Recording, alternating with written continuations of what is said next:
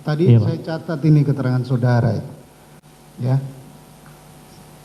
Pertama, tadi saudara menyampaikan bahwa Joshua mengetahui bahwa si Joshua ini senjatanya ada di dashboard mobil LM. Sudah saya sampaikan pada Iya. waktu jalan. Pernah. Pada saat dari Saguling ke Duren 3, tadi saudara juga menyampaikan Joshua membuka dashboard. Iya, Pak. Saudara lihat nggak si Joshua ini ambil senjatanya kembali? Kalau melihat ambil senjatanya saya tidak lihat, Pak. Tapi dia tahu senjata itu ada di situ ya. Dari awal Magelang, Pak, saya sudah sampaikan kalau senjata itu ada di dashboard. Seharusnya dia juga sudah tahu kalau senjatanya ada di dashboard. Tapi dia sudah buka itu ya. Baik. Iya, Pak.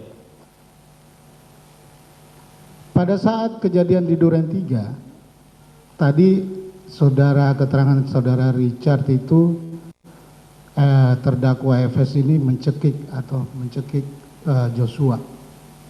Saudara lihat nggak itu? Tidak, Pak. Tidak ada dicekik itu. Saya tidak melihat. Baik. Tadi saudara juga menyampaikan bahwa waktu di lantai 2 rumah Magelang, saudara menemani Joshua ketemu Ibu PC, Iya, Pak. Ibu Putri. Siap. Baik. Benar tadi saudara menyampaikan tidak mendengar apapun di situ. Itu jaraknya dekat, saya udah dari sana. Iya, Pak. Saya tidak Tidak dengar sama sekali. Tidak, Pak. Baik. Waktu prarekonstruksi tadi saudara juga menjelaskan bahwa di sana ada penyidik ya. Saudara sudah komplain penyidik siapa tadi namanya? Di Baris Krim. Ya, Seingat saya Kompol Yon, Pak. Kompol John. Itu waktu prarekonstruksi itu tadi kan saudara juga sudah jelaskan tidak ada PH yang mendampingi. Saya tidak ada, Pak. Richard ada PH. Sepenglihatan saya ada. Apakah saat itu saudara disuruh mengikuti prarekonstruksi berdasarkan kronologis dari mana? Dari saudara didengar, dari Kuat atau dari Richard ini atau dari Romer? Yang jelas waktu itu saya komplain tentang yang BAP-nya yang diperagakan Richard itu kan dia bilangnya nembaknya di situ, Pak. Iya. Saya komplain karena di BAP saya bilangnya Richard nembaknya maju. Begitu, Pak. Jadi pada saat kejadian itu Richard nembak sambil maju. Sepenglihatan saya seperti itu, Pak. Baik. Saya langsung ke saksi Kuat ini. Masih kuat kan? Baik, Pak.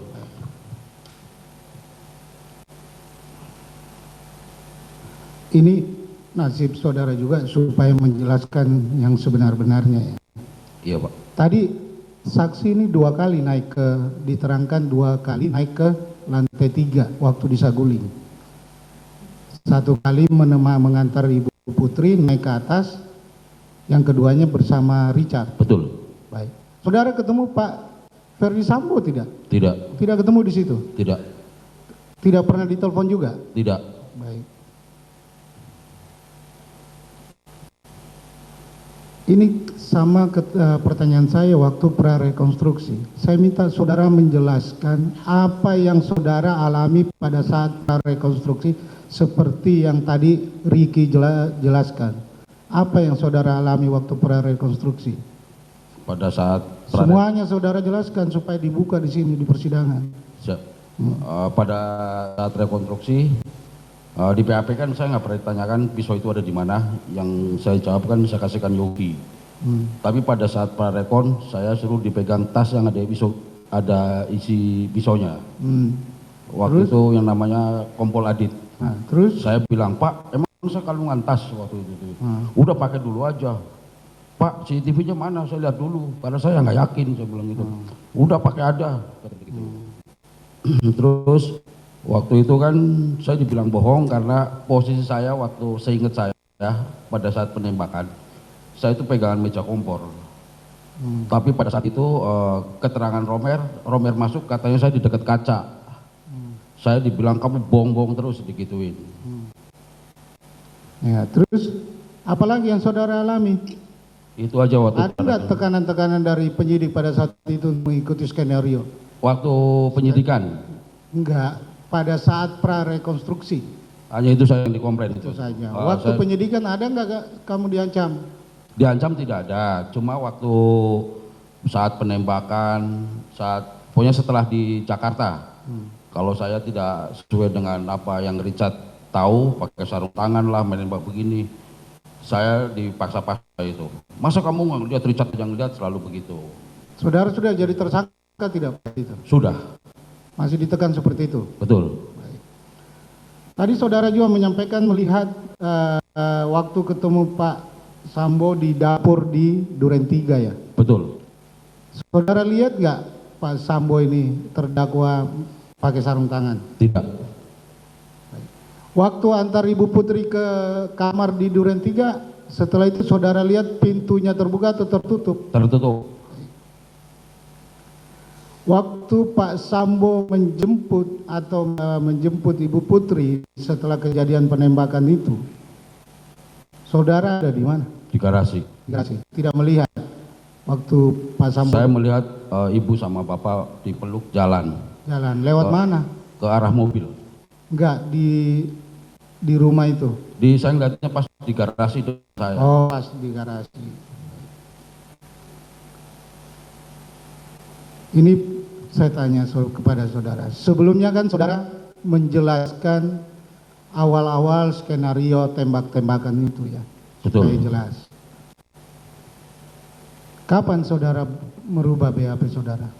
Waktu diperiksa di penyidik dapat telepon dari Pak Ferdi. Penyidik? Dapat telepon dari Pak Ferdi mau ngomong ke saya waktu itu. Oh, Pak terdakwa, Pak Sambo. Iya. Pak Ferdi Sambo ini menyampaikan apa waktu telepon itu? Waktu itu penyidik bilang ke saya, "Wat, ini bapak mau bicara?" Gitu. Nah, terus? Terus saya angkat. Saya bilang sama bapak, "Udahlah Wat, ceritain semuanya aja. Bohong-bohong tuh capek Wat." Kata bapak gitu. "Kamu siap aja di penjara." Waktu itu saya menangis. Kenapa menangis? Lah siap di penjara kata bapak gitu. Oke. Terus? Waktu itu saya menangis. Oh, pokoknya ceritain aja Wat, semuanya ceritain aja di Magelang. Lagian kamu di Magelang juga nggak cerita sama saya. Oke, terus? Bapak ngomong begitu. Ya udah saya menangis aja, bapak ngomong, "Udah Wat ya, udah bapak minta maaf ya Wat ya," kata bapak begitu. Masih ingat tidak saudara pada saat itu tanggal berapa? Kalau nggak salah hari Senin itu Pak. Hari Senin. Iya, terus saya langsung jadikan tersangka. Dijadikan tersangka. Setelah itu masih ada lagi nggak saudara berbohong lagi setelah itu? Nggak ada. Tidak ada lagi. Bapak dulu disampaikan semuanya. Sampaikan semuanya. Jadi saudara menyampaikan itu.